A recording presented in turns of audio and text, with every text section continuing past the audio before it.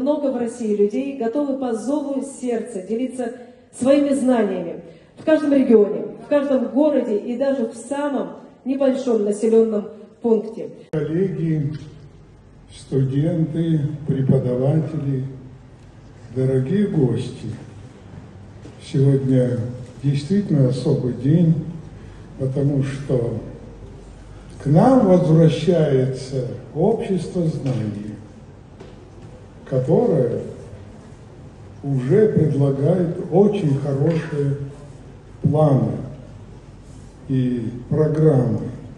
Этот конкурс становится с каждым годом все более народным и более желанным.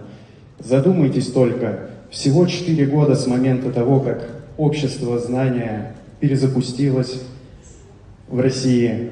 Уже через 4 года свою работу общество знания начало в Республике Абхазия. Здесь создана первая... Уважаемые преподаватели, дорогие студенты, я искренне приветствую всех участников церемонии награждения конкурса «Знание Вектор». Министерство просвещения Республики Абхазия убеждено в плодотворности нашего взаимодействия.